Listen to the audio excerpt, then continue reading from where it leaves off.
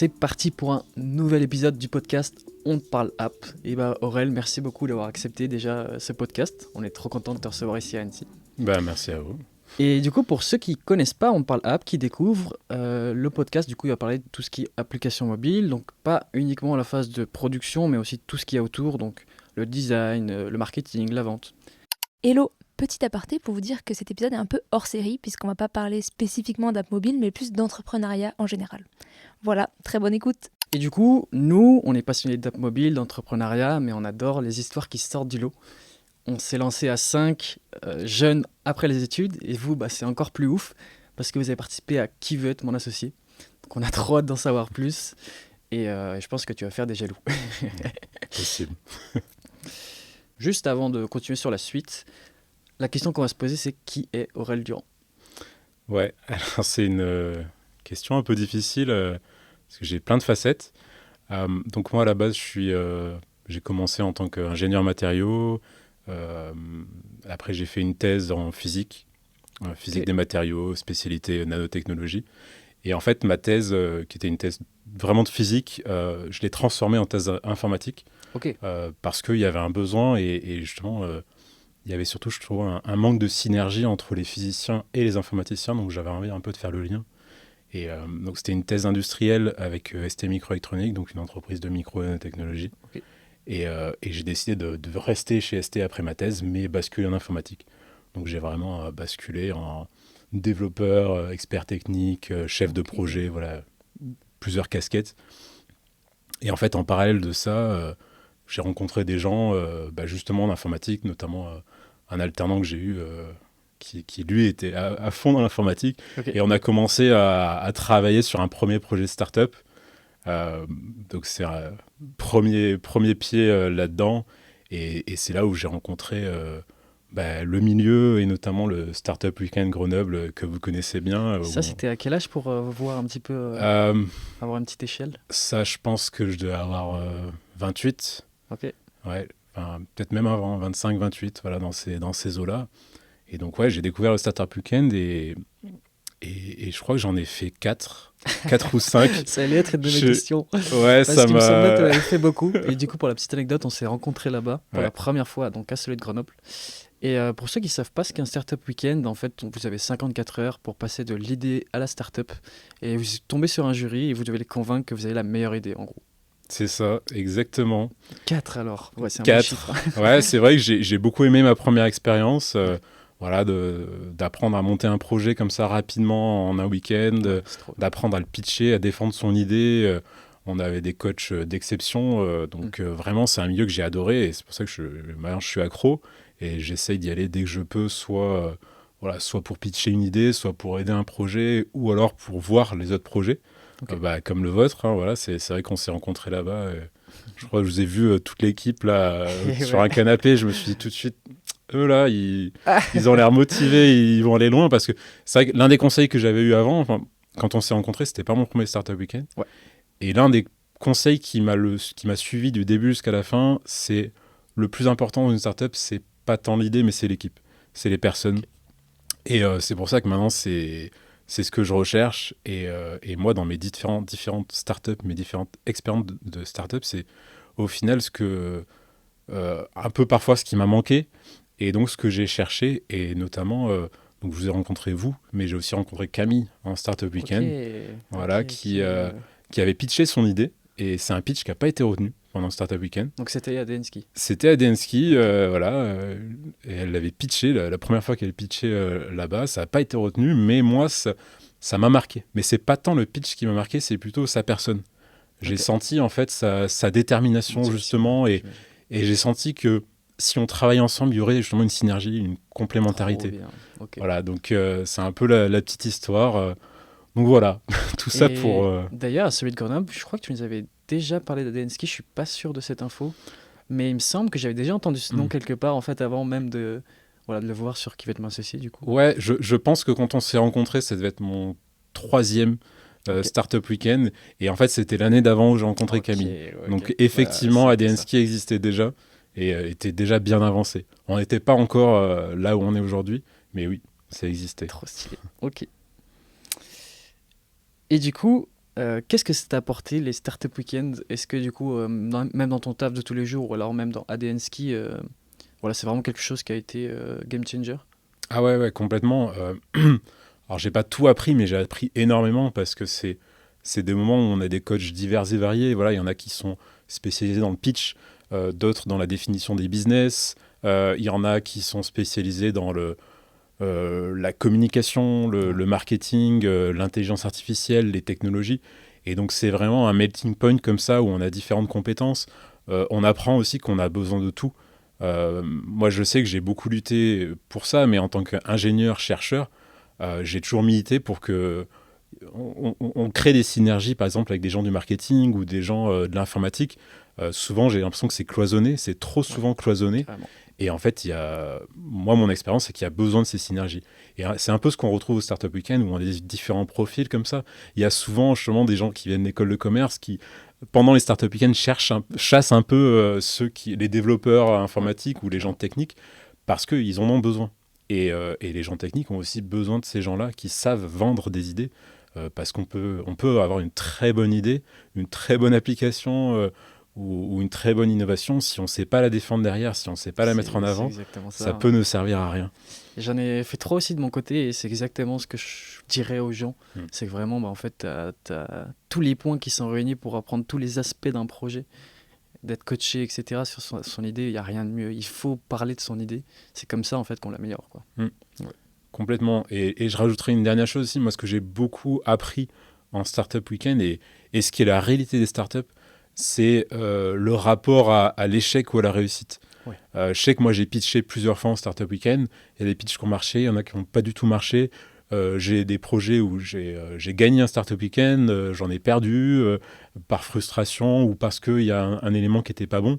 Ok. Et je trouve que dans ces moments-là, c'est un peu un laboratoire pour justement apprendre à vivre ces moments-là. Ouais. Une startup vit toujours des échecs ou des Ok, réussites. oui, un bon paquet, hein. Voilà, et c'est vrai que de savoir les gérer, c'est indispensable. Carrément. Carrément, c'est vraiment des échecs au final qu'on apprend le plus. Donc, faut pas. Ouais, en effet, c'est très bien dit. Et bah, j'ai regardé d'autres infos sur toi avant. Et il y en avait une qui était. Tu as monté plusieurs startups du coup. Mm. Et bah, je suis chaud que tu nous en parles un peu plus, savoir un petit peu, bah voilà, pareil, ton retour d'expérience là-dessus. Si aujourd'hui tu es beaucoup plus à l'aise pour en faire une autre du coup, vu que tu en as eu au précédent, etc. Ouais. Alors, il y a start-up et projets. Alors, des projets, j'en ai eu plein. Ouais. J'ai commencé, voilà, un peu... c'était la vague, mais dans le monde de la blockchain, donc vraiment l'informatique, où en fait, on est venu me chercher parce qu'il y avait un besoin d'expertise en intelligence artificielle, en algorithmie. C'est un monde qui demande beaucoup de connaissances mathématiques, statistiques. Donc, j'ai commencé là-dedans, vraiment d'un point de vue très technique. Et c'est là où il y a eu des réussites, des échecs, où j'ai appris beaucoup. Mais c'est pas allé au niveau de la start-up. On y était presque, mais justement, je pense que tout le monde n'était pas d'accord dans l'équipe. Il y en a qui voulaient aller vraiment au niveau de la start-up et d'autres non. Donc c'est là où il n'y a pas eu cette direction commune. Après, il y a eu alors, il y a eu plein de projets. Je vous passe tous les projets. Je donnerai que les plus importants. Donc il y a un qui a émergé justement où on a gagné un Startup Weekend qui était faire un logiciel pour évaluer l'impact environnemental des produits. Ok. Et donc l'idée, quand on a pitché, c'était focalisé sur l'électronique. C'était en gros, pendant le week-end, justement, j'avais développé une IA qui allait toute seule aller chercher les informations sur le net dès qu'on scannait un code barre d'un produit pour essayer de récupérer le lieu de production, l'usine, essayer d'évaluer comme ça, de tâter un peu de manière automatique l'impact du produit. Et ensuite, donc ça, on a gagné le Startup Weekend et on a continué et on s'est plus orienté vers la création d'un logiciel d'analyse de cycle de vie. Ok, donc vous l'avez continué un peu plus loin. On a continué un peu plus loin en tant qu'asso et pas en tant qu'entreprise et jusqu'à créer le logiciel. Et au final, aujourd'hui, donc ça existe encore, mais on est en train de voir peut-être fusionner avec ADN, justement, ADN Ski. En fait, ADN Ski, c'est la marque de ski, mais l'entreprise s'appelle ADN Group. Parce que justement, on avait anticipé le fait de ne pas que faire des skis. Et en fait, combiner notre expertise sur le recyclage avec des outils d'analyse de cycle de vie, ça fait sens. En tout cas, dès qu'on s'intéresse à l'écologie, on a besoin de faire des ACV, on a besoin de démontrer de manière factuelle et pragmatique qu'on réduit nos impacts environnementaux. Et donc ça, on le fait grâce à ce genre de logiciel. Donc ça, c'est les principaux projets ou startups ou associations que j'ai fait dans le milieu tech, j'ai envie de dire. Mais j'ai aussi toute une partie sur l'éducation où j'ai commencé, initié à la création d'une école, d'une école primaire où l'idée c'est de faire d'intégrer un peu plus de l'enseignement aux arts et aux sciences dès le plus jeune âge et d'essayer de faire de la pédagogie innovante. En fait, moi, je fais beaucoup de littérature scientifique, donc j'essaie de me mettre à jour sur l'éducation et être vraiment au top de ce qui se fait. Donc voilà, donc il y a cette partie-là et ça existe toujours. C'est un projet qui est encore en cours de développement, qui est très compliqué parce que notamment il faut trouver des lieux. Donc là, là il y a beaucoup de contraintes. Plus de contraintes que tu as l'habitude d'avoir sur un projet juste exactement, tech, quoi. Exactement. Okay. Et donc voilà, donc il y a ce projet et okay. le dernier en date, j'ai envie de dire, et qui pour moi me tient le plus à cœur, c'est la création d'une association et peut-être d'un business à côté sur l'enseignement à l'esprit critique, à la pensée critique. Ça, c'est quelque chose que je fais depuis de nombreuses années et que j'ai envie de développer à fond parce que ça s'applique à tous. L'idée, c'est de faire l'éducation pour tous dans tous les milieux, mais ça a aussi un gros intérêt en entreprise. Et moi, ça m'a beaucoup appris, notamment, par exemple, le fait de connaître les biais cognitifs. Par exemple, le biais de confirmation, c'est un seul exemple, mais c'est très important parce que quand tu travailles dans une start-up, tu peux être dans ton canal d'information et être sûr de ce que tu penses. Et c'est très difficile parfois de se remettre en question. Et donc de savoir qu'il y a des mécanismes psychologiques qui te poussent dans cette direction, qui te poussent à penser que tu as raison, eh bien c'est indispensable. Parce que ça permet d'avoir un peu, de prendre du recul et d'avoir une vision sur soi-même, sur la façon dont on pense, sur la façon dont on reçoit l'information. Et du coup, ça peut servir vraiment, enfin, c'est indispensable dans une stratégie d'entreprise de comme ça se connaître pour savoir dans quelle direction on veut aller et quels sont les meilleurs moyens. Et du coup, tu les as fait comment? Enfin, tu as découvert comment tout cet aspect de développement personnel? C'est de la lecture qui t'a appris ça? C'est tes études? C'est ta curiosité, du coup? Ouais, c'est beaucoup de curiosité. Enfin, je suis quelqu'un qui, voilà, je lis beaucoup de littérature, je m'intéresse beaucoup, je suis très curieux. J'en ai parlé, mais moi, l'un des trucs qui me tient le plus à cœur, c'est créer des ponts entre les disciplines. Moi, là, j'ai une trentaine d'années, donc je suis arrivé au monde, c'était le début d'Internet, donc c'était un monde qui s'ouvrait. Donc je me suis dit, allez, quand même, je vais essayer d'apprendre à coder et tout. Et en même temps, je m'intéressais beaucoup à la philosophie aussi. Donc très tôt, voilà, j'ai été très curieux de disciplines différentes. Okay. Et plus j'ai avancé dans ma carrière, plus je me suis rendu compte de l'impact du fait de créer des ponts, du bénéfice que ça peut apporter. Par exemple, j'en ai pas parlé, mais pendant ma thèse, j'ai développé un logiciel qui était très particulier parce que donc, c'était un client lourd. Okay. Mais ce client lourd, on pouvait coder sa structure sans jamais le redémarrer. Et pour l'époque, c'était... Enfin, moi, j'ai jamais vu ça. Et ce qui nous a permis de développer ça, c'est que je pense que j'avais une vision naïve parce que j'avais pas eu de formation en informatique. J'étais physicien. Et donc, je disais à mon alternant, vas-y, ça serait cool de faire ça. Et lui, à chaque fois, il me disait, non, ça se fait pas en informatique. Il me dit, ça se fait pas. Je dis, mais vas-y, on essaye. Mais voilà, presque une vision naïve d'enfant. Ouais, et en fait, lui étant très compétent, il a réussi à le faire, il a réussi à l'implémenter. Et moi, avec cette vision naïve, et comme on a réussi à échanger, à communiquer, même si on ne venait pas des mêmes mondes, on a créé quelque chose qui sortait vraiment de l'ordinaire, qui était vraiment innovant. Et donc pour moi, voilà, c'est un des gros facteurs de l'innovation, c'est ça, c'est de créer des échanges entre différentes personnes, entre différentes perspectives. Donc c'est vraiment quelque chose que j'essaye de cultiver maintenant. Voilà, je disais que justement, je suis passé moi de la physique à l'informatique, c'est justement pour essayer de vraiment créer des ponts. Je dis par exemple, je travaille aussi sur l'intelligence artificielle et je m'inspire beaucoup de concepts philosophiques. Je pars d'auteurs qui me tiennent à cœur où je considère qu'il y a quelque chose à en extraire d'un point de vue intelligence artificielle et derrière, j'essaie de l'implémenter. Donc voilà, j'essaye toujours de créer ces ponts-là, de créer des synergies. Enfin, moi, c'est vraiment ma motivation. Et du coup, tu as commencé l'IA bien avant que tout le monde en parle. Et du coup, comment ça se passe sur toutes les avancées de ces derniers temps? Tu gagnes beaucoup de temps? Tu vas encore plus vite? Ou alors Tu t'en sers pas vraiment? Enfin, comment ça se passe? Ouais, alors là, pour l'instant, là, je vous avoue qu'avec ce qui se passe en ce moment, j'ai laissé un peu de côté. Ouais. Mais effectivement, moi, je m'y suis intéressé quand c'était pas encore trop la mode. Et surtout, j'étais très ambitieux parce que moi, ce qui m'a toujours passionné, c'est ce qu'on appelle donc l'intelligence artificielle générale en français. Après, moi, j'aime pas trop. Ou enfin, non, on parle plutôt de forte en français, justement.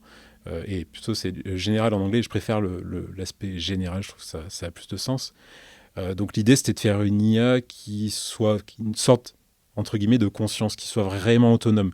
Ce qui n'est pas le cas de ce qu'on voit actuellement. C'est des IA qui sont très performantes, moi, j'utilise au quotidien et qui, effectivement, permettent de décupler mon travail. Et je pense que c'est ça qui fait aussi que j'arrive à avoir autant d'activités. C'est que peut-être que je sais jouer de ces IA. Mais en tout cas, moi, d'un point de vue développement, ce qui m'intéressait, c'est l'IA générale. Et c'est pour ça que j'allais chercher vraiment des façons de faire très différentes. Et en plus, je suis parti de zéro, vraiment de feuille blanche. Je me suis dit, j'ai fait mes petites équations, mes petits algorithmes. Je ne suis pas parti de structures qui existent déjà. C'est souvent ce que je fais. Avant d'utiliser ce qui existe déjà, des librairies ou quoi que ce soit, j'essaie de le faire moi-même. Okay. Et si je vois que soit j'y arrive pas et du coup je prends ce qui existe, soit je sens que ce que j'ai fait c'est pas terrible ou c'est pas optimisé et après je vais voir ce qui se fait à côté.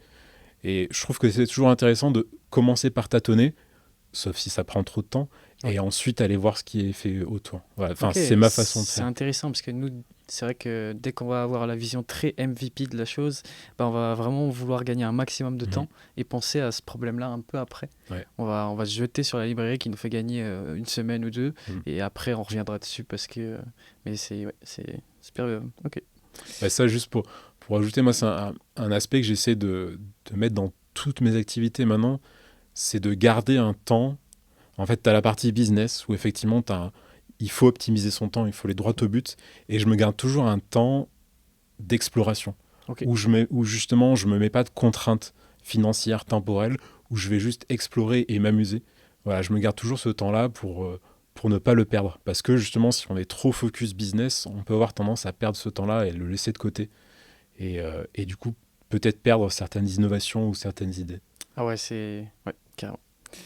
Ok, et bah du coup, on va passer à la suite. Merci en tout cas beaucoup pour ce petit descriptif sur toi. J'ai préparé un petit quiz. Ouais. Donc tu vas devoir répondre soit vrai si tu penses que voilà, tu penses que c'est vrai tout simplement, et si tu penses que c'est totalement faux, bah tu peux dire que c'est ignoble. Ok. Donc le premier, c'est être beaucoup d'associés, c'est difficile. Vrai. C'est très compliqué. Oui, on en a parlé un petit peu avant et on voit vite les problèmes que ça peut engendrer. Donc c'est vrai qu'on s'est lancé à 5, vous êtes 4 du coup. Et ouais. On est 4, on a fait rentrer quelqu'un maintenant, donc on est 5. Sans compter les 2 gros nouveaux investisseurs. On a fait rentrer un vidéaste avec qui on avait déjà travaillé et qui fait un travail excellent. Et donc on s'est dit que ça ferait un bon associé. Les limites, quoi. Voilà.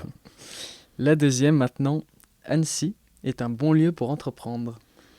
Oui, même si je suis pas en première ligne, c'est plus Camille qui est activement à Annecy, mais en tout cas c'est une ville que je connaissais un peu et que j'ai appris maintenant à connaître et que j'aime beaucoup. Je trouve que c'est assez semblable à Grenoble, niveau entrepreneuriat, il y a pas mal de structures qui aident et tout, et le lieu est très inspirant aussi. Hein, voilà, c'est 2 zones très proches et je trouve que... pour le ski, forcément, j'imagine que pour les gens qui sont d'Annecy... C'est the place to be, effectivement. Donc, on est en partenariat avec Salomon. Donc, Salomon et Annecy. Donc, pour nous, c'est génial. Voilà, c'est la porte à côté et c'est presque notre seconde maison maintenant. Et puis, je trouve que c'est toujours bien, moi, il y a pas mal d'idées que j'ai eues en allant me balader en montagne ou en prenant un peu l'air. Et donc, c'est vrai que c'est un endroit où c'est assez facile de faire ça. C'est souvent dans ces moments-là qu'on a les meilleures idées au final, quand on n'est pas devant notre PC et qu'on kiffe devant la montagne. Quoi. Donc, tout à fait. Ok. L'autre petit quiz, c'est toute start-up ambitieuse doit lever de l'argent.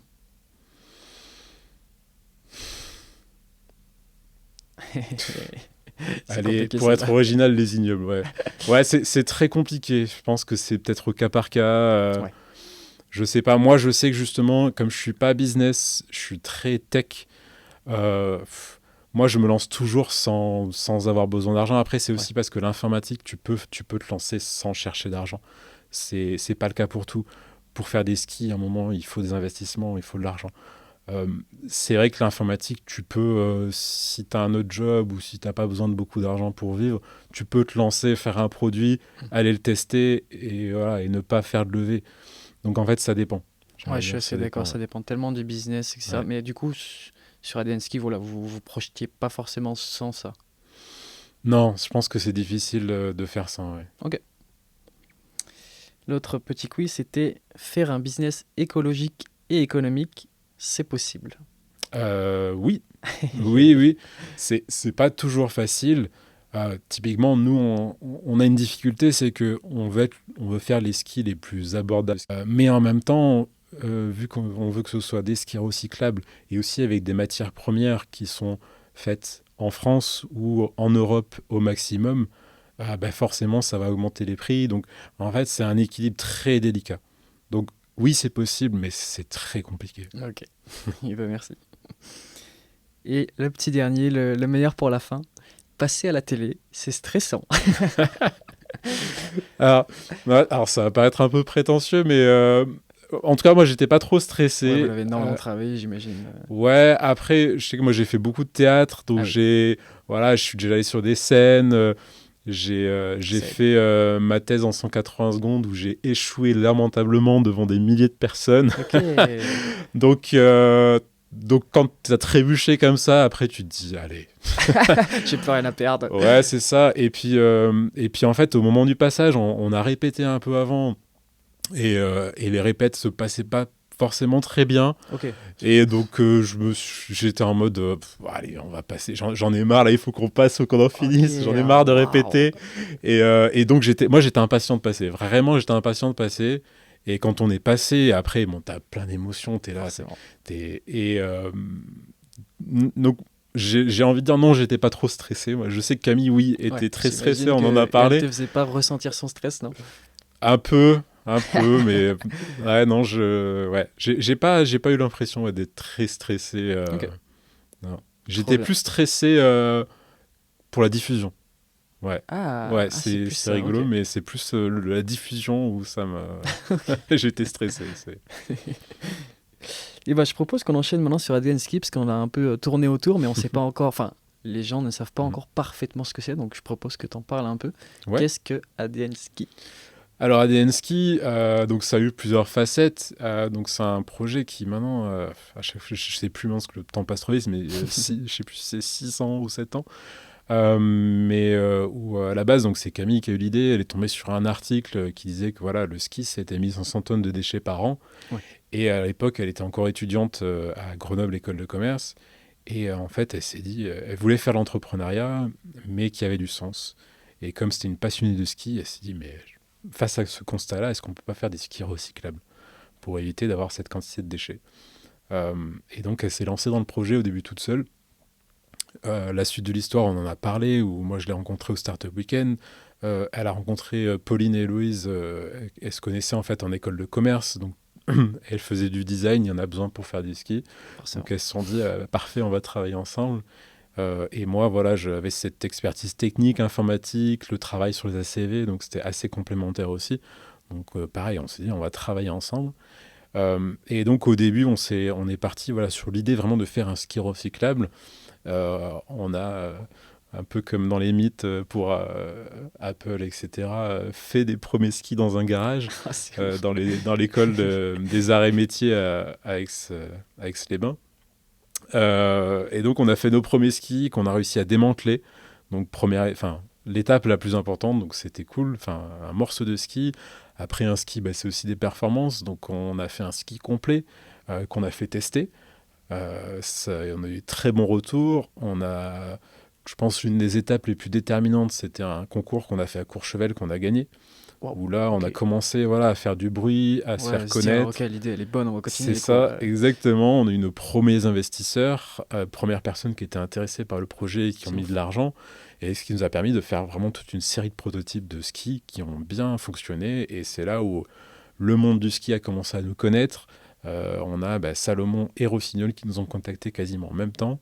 On a échangé avec les deux, on a eu plus d'affinité avec Salomon, donc on est parti à négocier, et maintenant on travaille avec Salomon. On co-développe justement les skis recyclables. Et donc on a eu toute cette trajectoire en partant du ski recyclable. Et ensuite on s'est posé des questions sur qu'est-ce que serait ADN Ski. Au début on est parti vraiment sur la marque de ski. Voilà, c'est pour ça qu'on a des skis, on vend des skis actuellement avec notre design, notre marque.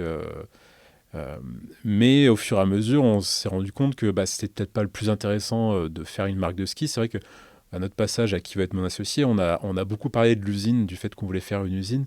Ouais. C'est plus vraiment d'actualité. Ok, Voilà, une petite redirection en Petite- parlant avec les investisseurs du coup ou même En pas parlant beaucoup avec Salomon et puis effectivement avec d'autres investisseurs. Ok. Au final, le plus intéressant, c'est plutôt d'être une marque blanche, c'est-à-dire de proposer notre technologie à toutes les autres marques de ski. L'idée, c'est que c'est plus simple puisqu'on n'a pas besoin d'usine. Et puis, pareil, l'impact est décuplé parce que ça veut dire que toutes les marques de ski pourront in fine faire des skis recyclables. Et en fait, l'idée, c'est un peu d'être comme Gore-Tex pour les vêtements. Par exemple, Gore-Tex ne fabrique pas de vêtements et propose cette technologie aux autres fabricants. Et derrière, pouvoir plusieurs marques qui vont proposer la technologie Gore-Tex. Donc voilà, ça c'est l'idée. Donc nous, notre vocation, c'est ça, c'est d'être une sorte de bureau d'études en fait qui va accompagner les entreprises pour l'instant qui font des skis à faire des skis recyclables. Ok. Mais on va très certainement s'intéresser à d'autres matériels puisqu'en fait c'est des technologies qui marchent pour tout ce qui est matériaux composites. Donc c'est-à-dire des assemblages de différents matériaux. Donc pour le ski, c'est du bois, du métal, du plastique. Mais ça marche aussi pour les planches de surf, ça marche pour les bateaux, pour les éoliennes. Enfin voilà, les matériaux composites sont un peu partout. Donc c'est la vocation. Alors donc on parle d'ADN Ski, mais maintenant on a fait un rebranding récemment justement pour l'émission. Et maintenant on parle plutôt de ADN. Donc d'ailleurs ADN, ça veut dire adaptable, durable et novateur. Ok, Voilà. c'est vrai que je n'ai pas posé cette question. Et du coup, c'est vrai qu'on a fait ce rebranding justement pour un peu effacer le ski de ADN Ski, pour bien faire comprendre qu'on commence par le ski, mais Voilà, tout le très reste certainement autour, qu'on s'intéressera à d'autres. Et c'est quoi du coup la prochaine justement cible autour de ça après le ski? Bonne question, je pense qu'on a C'est déjà pas beaucoup encore. à faire pour le ski, donc Ouais. là on va se concentrer sur le ski. On s'est déjà un peu intéressé au surf, Ok. parce que c'est... Alors c'est pas les mêmes contraintes, mais on a l'impression que c'est moins de contraintes, parce qu'il y a moins de couches, il y a moins de... le ski, c'est un objet qui demande beaucoup de tests parce que ça doit être sécurisé, ça doit super bien marcher. Le surf est un peu moins de contraintes à ce niveau-là. Par contre, c'est juste pas les mêmes volumes. Voilà, donc c'est Ok. pas tout à fait les mêmes contraintes d'un point de vue à ce niveau-là. Ça marche.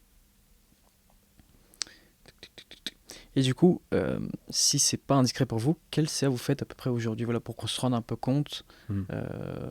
de combien, voilà. Alors là, cette année, donc là, c'est la première année où on vend les skis. On a à peu près 200 paires de skis. Ok. Alors, j'ai pas les chiffres en tête, mais certainement que l'année prochaine, on va faire un peu plus parce qu'on a des demandes. Mais on va jamais faire des grandes séries. En tout cas, c'est pas notre vocation, justement. Ok. Comme je disais, nous, on a envie d'être un bureau d'études, d'être une marque blanche. On va quand même garder cette marque de ski, mais on va faire ce qu'on appelle des capsules. Donc, justement, c'est des petites séries, comme on a fait actuellement. C'est sympa, on a commencé comme ça, et puis c'est assez cool quand même d'avoir sa marque de ski, Ouais, même si c'est carrément. une petite marque de ski. Ok. La prochaine question que j'avais, c'était comment vendre des produits aussi chers? Parce que nous, forcément, on a l'habitude de travailler sur un panier moyen de voilà, 20 euros, 30 euros. Là, c'est 595 euros, si je ne me trompe pas, pour le prix des skis. Ouais. Et comment vous faites pour intéresser vos utilisateurs, essayer de vendre ça, tout simplement? Ouais, alors j'aurais pas toutes les réponses, parce que c'est pas du Bien tout sûr. ma partie. Ouais. Moi, je m'occupe pas du tout de la partie commerciale, mais étonnamment, en fait, ça, c'est des tarifs, je dirais pas de bas de gamme, mais moyenne gamme. Donc souvent, les gens, quand on leur parle ski recyclable, innovant, ils s'attendent à des prix Exorbitant encore beaucoup plus haut, plus quoi. importants, en Ok. tout cas au moins le double. Ok. Actuellement, voilà, la seule concurrence qu'on a, c'est justement, en tout cas sur la partie ski recyclable, c'est des skis qui sont pas 100% recyclables comme nous, mais ils existent. C'est une autre technologie et eux, ils sont 2 fois plus chers. Donc au final, quand on dit ce prix-là, les gens, la plupart de ceux qui ont l'habitude d'acheter des skis nous disent « Ah, je m'attendais à beaucoup plus cher. » Donc pour eux, c'est pas cher. Donc voilà, j'étais étonné parce que... Alors, c'est fou, mais je suis le seul dans l'équipe ADN Ski à pas faire de ski. Je fais du snow et je crois que la seule planche de snow que j'ai achetée, c'était quand j'étais étudiant. J'ai dû la payer 80 €. Donc, c'est vrai que si tu viens pas d'ici, ouais, compliqué. C'est ça. Donc voilà, en fait, je suis pas vraiment dans ce milieu-là, donc j'aurais du mal à en parler. Voilà, moi, je suis plus intéressé par la partie recyclage et matériaux. Mais ouais, apparemment, nos skis sont très bien accueillis. En tout cas, le prix de nos skis sont très bien accueillis et les gens sont contents de justement pouvoir s'équiper avec des skis performants et recyclables pour ces prix-là. Voilà. Okay. Et du coup, c'est quoi la stratégie pour que de plus en plus de monde tombe sur ces skis, tombe sur votre site, du coup, après qui va être mon associé, plus ou moins voilà. Alors, je pense... Bon, pareil, c'est pas mon domaine, mais je pense qu'il y a plusieurs stratégies. Bon, déjà, évidemment, qui va être mon associé a un impact significatif. On a déjà plein de personnes qui nous ont contactés, qui sont intéressées pour faire des partenariats. Une des stratégies sur lesquelles on s'est orienté, c'est justement de proposer nos skis dans des magasins de location ou dans d'autres magasins pour que eux, ils puissent en parler, en fait, ils puissent présenter ça, et parce qu'ils ont envie, certainement pour des raisons personnelles, mais aussi parce que les clients demandent de plus en plus justement des produits qui ont un impact plus faible. Et donc, comme ça, de pouvoir présenter un ski recyclable dans leur magasin, ça a une plus-value. Ouais, j'imagine que ça scotche direct les gens et que ça retire de l'attention. C'est ça, exactement. Donc naturellement, en fait, les gens s'intéressent à nous. Y a beaucoup de bouche à oreille aussi qui se fait. Voilà, des gens qui découvrent notre projet, qui se disent mais c'est super. Soit des gens qui sont attirés par le ski et du coup, ski plus recyclable, ça les intéresse. Soit c'est des gens qui sont intéressés par l'aspect recyclabilité et qui se disent tout de suite ah ouais, mais peut-être qu'ils pourront justement travailler sur des surfs, travailler sur autre chose, etc. Donc il y a beaucoup de bouche à oreille qui se fait sur ce genre de thématique en tout cas. Ok, trop bien. Et maintenant, je propose qu'on parle un peu plus justement de qui veut être mon associé, parce qu'on a trop de questions forcément à poser là-dessus. Et la première, du coup, c'est comment on participe à qui veut être mon associé. Ça se passe comment ? Ouais, alors c'est très simple, j'ai envie de dire. Alors je crois que sur leur site, il y a une page justement pour s'inscrire. Alors nous, on n'a pas tout à fait commencé comme ça. Il faut savoir que donc, nous, on est incubé à Incubagem, donc un incubateur de Grenoble École de Management. Et en fait, l'année dernière, il y a une Émilie je crois que c'est Detective Box, qui avait participé à Qui veut être mon associé. Et donc, elle est dans notre groupe WhatsApp et... donc on la connaît, on avait discuté avec elle, on avait suivi son passage, c'était dingue. Et c'est ça, je pense, qui nous a motivés à participer. Donc je pense qu'il y a ça aussi, c'est que peut-être qu'il y en a qui n'osent pas. Ouais, et nous, c'est à côté de toi, tu te dis, c'est abordable, je fonce, je teste et je vois. Quoi. Exactement. Et donc c'est comme ça qu'on allait s'inscrire. Et après, je crois qu'il y a une phase de sélection. Donc il reçoit le groupe M6, donc, ou en tout cas ceux qui gèrent cette émission, reçoivent toutes ces demandes et ils les filtrent. Ils gardent celles qui les intéressent le plus ou celles qui pensent qui peuvent passer le mieux à la télé ou intéresser le plus les investisseurs. Et donc, ils font cette sélection comme ça. Et ensuite, une fois qu'on est sélectionné, on est super content et c'est parti, on se prépare. Et est-ce que c'est un budget du coup de participer ou alors c'est gratuit ? Non, pas que je sache. Peut-être que Camille a fait un chèque, je ne sais pas. La petite question... pour faire plaisir comme ça, combien de fois vous avez répété votre pitch ? Franchement... Du coup, vu que vous n'avez pas tant stressé que ça au final, enfin Camille si, mais toi moins. Franchement, pas beaucoup. Ok, en tout cas, par rapport à moi, d'autres pitchs que j'ai dû faire, j'ai pas beaucoup répété. Après, je sais que depuis l'expérience, ma thèse en 180 secondes, j'ai compris que d'un point de vue personnel, j'ai beaucoup de mal avec les pitchs appris par cœur et que j'ai besoin de l'impro. Donc, depuis ce moment-là, j'improvise tout le temps. Bon, là, pour le cadre de l'émission, je ne pouvais pas me le permettre. Mais donc, ce que je fais, ma technique maintenant, c'est que je prends des mots-clés et où en tout cas je fais un pitch où il n'y a pas trop de complexité et où je sais qu'à partir de ces mots-clés, même si je ne me souviens pas de la phrase exacte, je vais pouvoir la reconstruire et donc improviser. Donc il y a une structure que je connais par cœur et derrière j'improvise. Et on n'a pas répété tant que ça parce que c'était un moment où on était très occupé avec Camille. Et donc on a fait le pitch comme ça un peu à deux. Et en fait on a répété à distance parce que du coup elle est à Annecy, moi à Grenoble. Ah ouais, j'avais pas pensé à ça. Ouais, donc on a répété comme ça 2-3 fois à distance, mais vraiment, et à chaque fois, soit c'était moi ça marchait pas, soit c'était Camille, enfin bon, voilà. Et avant l'émission, on s'est rencontrés une fois pour pitcher ensemble, et après, go. Et donc, on est allé sur les plateaux la veille, et là, on a fait 2-3 répètes la veille ensemble, du coup. Mais c'était la deuxième fois qu'on répétait ensemble, hein, vraiment. Et ça se passe, c'était pas parfait. Il y avait des oublis, des trucs comme ça. Donc on était un peu en stress quand même.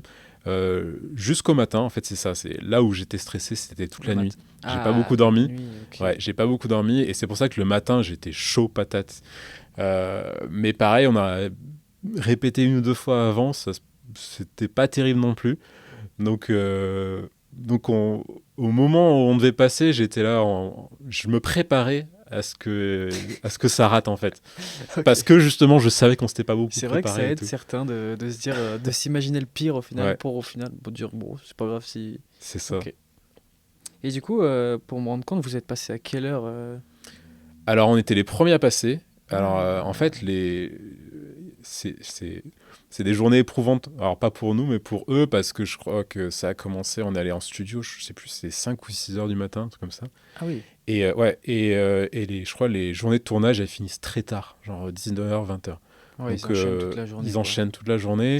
Donc, nous, on a commencé très tôt. Je crois qu'on est passé vers 10, 11h, et puis après, on est parti. Okay. Donc voilà, nous, ça a duré que la matinée. Ok, donc vous n'avez pas eu, entre guillemets, une grande période stressante avant de passer, où vous vous attendiez là-bas dans les locaux Non, en fait, et surtout que tu n'attends pas beaucoup. T'arrives, faut installer le décor. Alors nous, comme on était les premiers à passer, on avait eu le temps de bien installer le décor, mais les autres, ils ont 30 minutes. 30 minutes pour installer leur décor. Oui, ça va être la course. Ouais, mais nous, on a eu cette chance, c'est qu'on a pu se poser, monter les décors, et après, en fait, t'es coaché un peu. C'est-à-dire qu'il y a quelqu'un qui te fait répéter ton pitch. Ensuite, il y a quelqu'un qui va te poser des questions pour justement te mettre en situation face aux investisseurs. Qui va vraiment... ça dure pas très longtemps, mais je pense que ça nous a beaucoup aidé. Okay. D'avoir quelqu'un comme ça qui déjà démonte notre projet, t'es là, et ça te fait poser des questions. Et après, on te maquille, on discute avec des journalistes, tu te balades un peu dans les studios où ils prennent quelques séquences et tout. Donc en fait, la matinée, elle passe super vite. Et puis après, avant le passage, on te fait faire plusieurs fois l'entrée, pareil, pour avoir des séquences et tout. Jusqu'au moment où il y a eu presque une continuité entre nos répétitions et le passage, c'est-à-dire qu'on a répété, et puis à un moment on nous a dit là il y a les investisseurs derrière la porte, donc là maintenant c'est plus une répète. Donc et là tu te dis ok, allez, on parti, y va. Y a pas le choix, hein. C'est parti, ouais. Et du coup, comment on se sent quand on attend la réponse des jurys? J'imagine que c'est pour certains le pire moment, pour d'autres le meilleur. Toi, si tu l'as vécu comment vraiment quand tu as fini de pitcher, puis t'attends, comment Ouais. Alors c'est drôle parce que j'y avais jamais pensé avant, mais là, maintenant que t'en parles, j'ai une image, c'est celle de Fort Boyard, quand on attend là, les pièces qui doivent tomber ou pas. Okay. C'est un peu ça, c'est ce monde flottement là, et c'est ça, c'est vraiment, t'as fait ton pitch déjà quand on a fait le pitch et que du coup on n'a pas fait d'erreur. J'étais là, mais waouh, trop bien. C'est incroyable. Incroyable. Et donc déjà, là, la pression, elle est tombée. Et après, après, il y a eu les questions. On a commencé à nous démonter. Donc là, t'es là. Ok. Après, la phase où, du coup, c'était l'inverse. Où on a eu des questions plus pertinentes, qu'on a pu nous répondre de manière très positive. On était super contents de nos réponses. On est franchement, parce que là, pour le coup, c'est complètement improvisé, les réponses. On en avait anticipé quelques-unes, mais pas toutes. Et donc, on était contents de nos réponses. Et après, c'est pareil, on s'attendait entre guillemets au pire. C'est-à-dire que pour nous, déjà, si on avait 0 investisseur, c'était incroyable de passer dans l'émission. C'était une chance unique. Donc derrière, on se dit, mais si on a un investisseur, c'est incroyable déjà. Et justement, pour ceux qui n'ont pas pu voir qui va être mon associé, c'est le moment de révéler qui a investi chez ADN Ski. Ouais, et donc, donc en fait, comme je disais, on s'est fait un peu tacler au début. quand on a eu la réponse des investisseurs, le premier qui nous dit que ouais, c'est une marque vieillotte, vos skis sont bizarres, etc. On n'a pas tout compris, mais bon, pourquoi pas, c'est son point de vue. Après, on nous dit, bah, ouais, le ski, bah, c'est la fin du ski, c'est que pour les privilégiés, etc. Des choses qui ont beaucoup de sens, mais c'est vrai que nous, on a beaucoup insisté justement sur le fait que bah, on commence par le ski, mais on va aussi faire d'autres activités, et puis le ski va peut-être s'effacer à certaines régions de la planète, mais pas toutes. Et quand bien même, il y a un intérêt, en tout cas pour nous, de remplacer toutes les paires de skis par des paires de skis recyclables. Et donc on a eu les 3 premiers comme ça qui étaient un peu durs, donc là c'était un peu éprouvant. Et là, je regardais, parce que c'était au tour de Tony Parker de parler, et je le vois en train de regarder ses notes, et avec un air hésitant. Et là, c'est là où j'ai commencé à avoir une petite lueur d'espoir. Et c'est là qu'il nous sort son speech, son histoire personnelle, en disant que voilà, enfin, c'est quand même la bouche de Tony Parker, une des plus grandes stars, qui nous dit moi j'ai monté sur les skis récemment et j'ai eu super peur. Donc t'as Tony Parker qui te dit ça, t'es là mais ouais. Et après qui nous raconte toute son histoire, voilà, c'est le fait que, parce qu'il y a un passage qu'on voit pas dans dans ce qu'on a fait, où Camille parle un peu de son vécu et dit que en fait Camille a eu un grave accident de ski justement. Il y a, je crois, 1 an et demi, 2 ans, très sévère, et c'est vrai que ça aurait pu le faire tout arrêter, tout le projet ADN Ski, mais malgré ça, elle est remontée, elle a continué à persévérer, et du coup, elle en a un peu parlé, et moi, j'ai insisté en disant que, bah, ce qu'on a dit tout à l'heure, que moi, si j'avais rejoint le projet ADN Ski, c'est justement parce que j'avais vu en Camille un potentiel d'aller jusqu'au bout, parce qu'on en a parlé, mais voilà, l'entrepreneuriat, c'est des échecs, des erreurs, et il faut savoir se relever. Et donc, Tony a beaucoup parlé de ça. Parfaite au final. Ouais, et Tony a beaucoup parlé de ça, et donc ça nous a fait du bien de l'entendre de la bouche de quelqu'un comme lui. Et il nous a commencé à dire, bah, finalement, on avait un super projet, et là, après, il nous a dit, bah, je vous suis. Et sans rien négocier. Il n'a pas négocié le pourcentage, il n'a pas négocié le montant, il dit, je vous suis. Et là, rien que ça, mais là, à ce moment-là, on était sur un petit nuage. Forcément. Sur un petit nuage. Et derrière ça, Marc, qui était vraiment la personne qu'on ciblait, qui clôture en disant, bah les gars, c'est vrai que le ski, c'est compliqué et tout. Voilà, il y a pas mal de contraintes. Puis j'ai pas tout compris ce que vous voulez faire, etc. Mais allez, je vous suis aussi. Et, avec Tony, et là, mais c'est jackpot. Enfin, c'est jackpot parce que c'est vraiment 2 personnes qui, en plus de mettre de l'argent sur la table, en plus de mettre leur image sur la table, c'est des personnes qui ont des compétences dans le domaine ou dans des domaines associés qui ont beaucoup de valeur pour nous, pour notre projet. Donc ouais, c'était incroyable. Indescriptible. Incroyable, ouais. Et du coup, comment ça se passe après l'émission justement? Est-ce que, enfin voilà, il me semble que tu m'avais expliqué qu'il y avait une grande phase où ils regardent un peu plus en détail si ce que vous avez dit est vrai, etc. Et du coup, bah, j'allais dire, est-ce qu'ils vous ont déjà aidé sur certains aspects, mais c'est encore un peu trop tôt si je comprends bien. Ouais, c'est encore un peu trop tôt. Effectivement, il y a une phase parce que ils s'engagent médiatiquement, voilà, en donnant une réponse, mais c'est vrai que si tu viens pitcher un truc qui n'a aucun sens, qui ne correspond pas à la réalité, que tu bullshit complet, bah forcément que les investisseurs, s'ils découvrent ça, ah ouais, les gars, j'ai plus envie d'investir. Donc ils ont toujours ce droit de se dire, bah non, au final, j'investis pas. Donc nous, c'est pas notre cas. Voilà, on va se lancer avec eux. Voilà, ça demande du temps, il faut faire des contrats, machin et tout, machin. Mais ouais, c'est parti. Pour la petite anecdote, Tony Parker a une station de ski pour ceux qui n'ont pas vu l'émission. J'imagine que ça fait un bon levier. Ça fait un bon levier, et en plus c'est juste à côté de chez moi. Ah wow. Donc parce que c'est la station de Villard-de-Lans qui est juste à côté de Grenoble, donc c'est à 2 pas. Je savais pas du tout que c'était une station qui était par là comme ça. Ouais, alors elle est très connue autour de Grenoble parce que c'est une station qui est facilement accessible, qui est assez basse. Donc justement c'est une des stations les plus impactées par le réchauffement climatique. Et je pense c'est je crois une station qui essaie de vachement se diversifier et de proposer aussi des activités un peu plus orientées été. Mais voilà, c'est une station qui est très accessible, et c'est vrai que Tony a beaucoup parlé de ça dans pendant l'émission en disant que lui, il voulait une station accessible à tous. Et c'est vrai que c'est une station qui est... C'est Ah pas une, oui, c'est vrai qu'il c'est accentue pas, elle n'est pas l'aspect perchée, famille. ouais, elle est très proche déjà des agglomérations Grenoble et Lyon. Ok, Et ouais, elle n'est pas perchée au sommet des Alpes. ok, ça marche.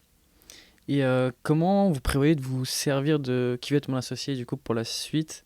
On sait que forcément il y a un avant et un après Qui veut être mon associé. Ouais. Niveau communication, niveau un petit peu de tout, quels Ouais. sont les plans? Alors, bah, déjà, donc, le fait qu'ils investissent, donc cet argent, il va être utile. Ouais. Euh, pour nous, le plus important, c'est la R&D, l'innovation. Ok, C'est vraiment le cœur de notre ADN.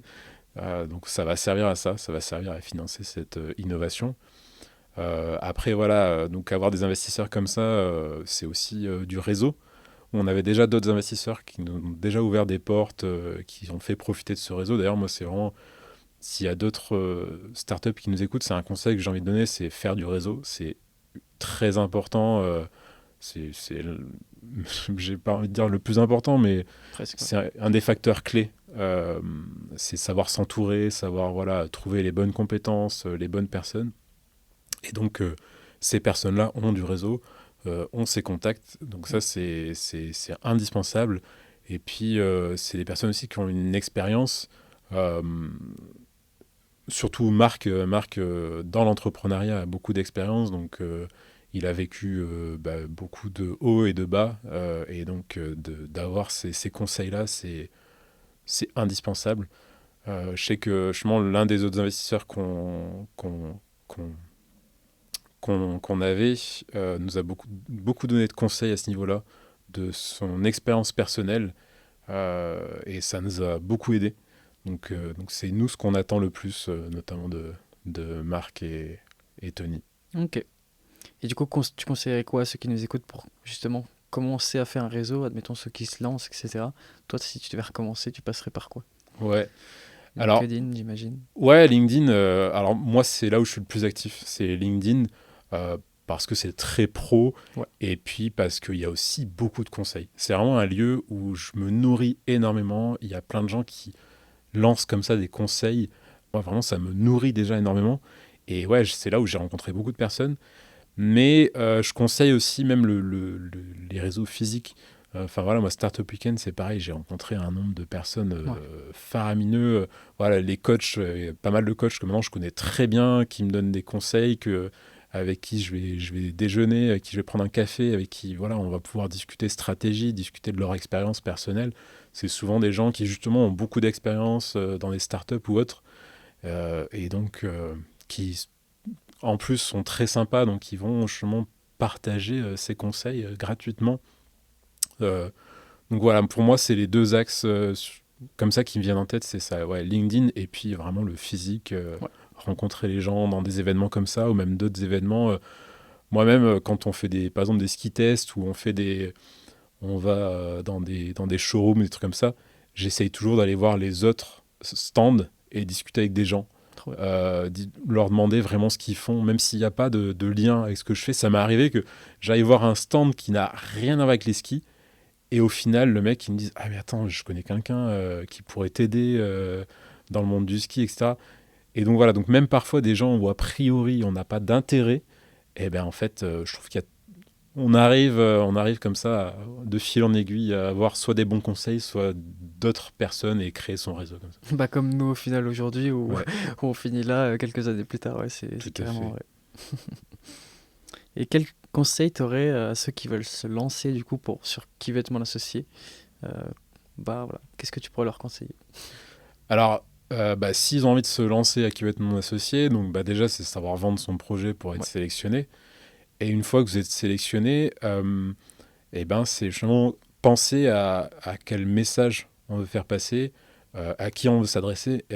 Parce qu'en fait, il y a plusieurs raisons de vouloir aller à qui veut être mon associé. Soit on veut juste avoir de l'audience, on s'en fiche des investisseurs. Soit on veut vraiment un investisseur. Enfin, voilà, il y a plusieurs stratégies, et donc la stratégie va définir le pitch, Clairement. forcément. Ouais. Euh, et il faut aussi avoir en tête, c'est une émission. Donc cette émission-là, ils ont besoin de faire le show. Donc il y a un besoin un peu de montrer quelque chose qui puisse faire le show, que ce soit dans sa façon de pitcher, que ce soit dans son produit. Chez nous, par exemple, on a beaucoup axé sur le fait que Camille était commercial et moi, je suis ingénieur matériaux. Voilà, Ok. pour essayer de caricaturer un peu. La réalité est plus nuancée. C'est-à-dire que Camille, c'est elle, la première, qui s'est renseignée sur comment on fait des skis, qui a acheté tout pour faire les skis, pour faire les premiers prototypes. Et quand on est arrivé dans le laboratoire, c'est elle qui avait tout en tête et qui a commencé à mettre les mains dans... C'est pas moi, Ouais. même si j'étais de formation ingénieur matériaux, c'est pas moi qui ai commencé à faire ces skis. Donc au final, il y a, je sais pas, moi le technique et elle la commerciale, c'est beaucoup plus complexe que ça. Ouais. Mais pour l'émission, on s'est dit que, allez, on va caricaturer, parce que c'est plus simple à la fois pour l'audience pour comprendre, c'est plus simple pour les investisseurs, et ça a plus d'impact émotionnel, etc. Ouais. Et ça rejoint ce que je disais tout à l'heure, l'importance de créer des synergies, par exemple, entre des gens qui sont très techniques et des gens qui sont plus sur l'aspect marketing. C'est qu'on a besoin des deux, on a besoin de cette synergie. Donc, Et donc, au final, c'est pas faire le show juste pour faire le show. Ça a aussi une importance pour transmettre un message. Il faut jouer sur tous les tableaux. Il faut être factuel, il faut qu'il y ait du fond, mais il faut aussi qu'il y ait de la forme. Il faut savoir se vendre, jouer sur les émotions, etc. Moi, c'est vraiment une leçon que j'ai appris Ok. quand j'étais en thèse. Quand tu fais des présentations de tes travaux en thèse, souvent c'est très austère. C'est parce que tu t'adresses à des gens qui vont t'écouter parce qu'ils sont intéressés par le fond. Ouais, faut Et savoir la forme, embellir, c'est pas grave si elle y est pas.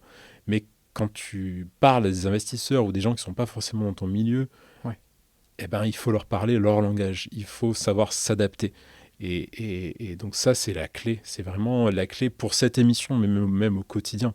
Ouais. Moi, je sais qu'au quotidien, un des trucs qui a le plus de valeur, je trouve, c'est de savoir à qui on parle et de savoir s'adapter à cette personne-là. C'est pour moi fondamental. Carrément. Et c'est le beau message de la fin parce qu'on arrive déjà au bout. Et la dernière petite question que j'aurais, du coup, c'est est-ce que tu as une personne à nous conseiller pour la suite du podcast? On va faire sûrement une saison 2 bientôt. Et donc, si tu avais quelqu'un en tête à nous recommander. C'est une très bonne question. Alors, si ça doit être en lien avec les applications, non, j'ai pas forcément de personne en tête, mais peut-être quelque chose qui fait le lien entre nous, c'est le Startup Weekend. Ouais. Et il y a quelqu'un qui, moi, me tient à cœur parce que il m'a beaucoup accompagné, parce que c'est un ami qui est coach pitch et Ah, qui, je du dois coup, voir qui c'est. qui m'a beaucoup aidé, qui m'a beaucoup inspiré pour le passage à qui va être mon associé, Ok. et qui est Pablo Deini, Ouais, qui a créé sa boîte justement sur la prise de parole. Et je pense que vous avez tout intérêt Ça marche. Et merci à pour la frapper à sa recommandation. porte et à lui Pablo. proposer. C'est ça. Bon, et c'était trop cool. Merci pour ton temps. Mais de rien, Et merci à vous. on a beaucoup appris, donc c'est trop bien. Super. Ciao. Ciao.